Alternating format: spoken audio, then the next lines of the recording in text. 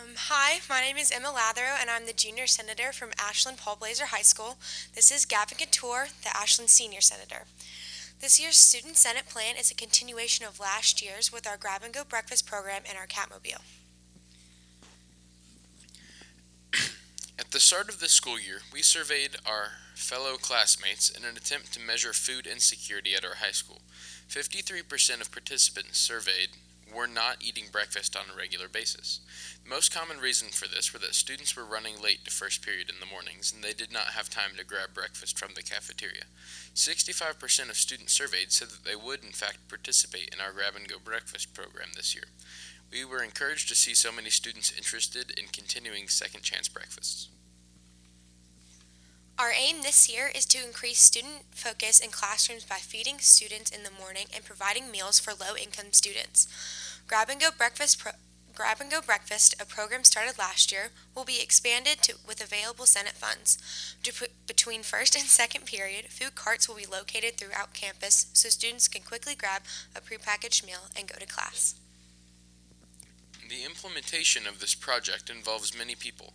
Linda Calhoun, our district food service coordinator, plans the menus with Blazer's cafeteria staff. She has also helped us secure the necessary equipment to ensure our service is fast and efficient. District Food Service will prepare the meals each morning and will transport them to their specialized locations. Student volunteers will help distribute the meals to the students. Our principal, Mr. Campbell, will communicate the daily choices to our student population. We have found that students will be more likely to stop at carts if they know what's available to purchase. We also ask our teachers to clearly communicate with their students about the Grab and Go breakfast options. Teachers must advertise the program to ensure all students know about it. Additionally, teachers will communicate their expectations about timeliness so that no student uses an excuse to be late to second period.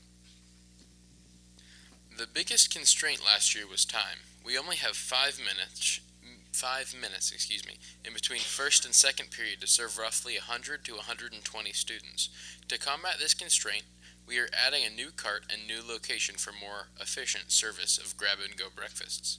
We are also considering based on the popularity of the service, extending Grab and Go breakfast to 3 days per week as opposed to 2. We expect that the service will run more efficiently this year, allowing us to serve more students and have them in second period on time. We are using our $2,000 Senate Plan money to purchase a new tablet and heating and cooling cart for our initiative.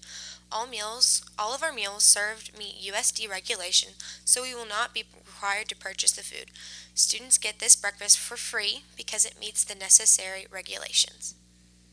So far this year, the Grab and Go breakfast program has served an average of 65 breakfasts per day.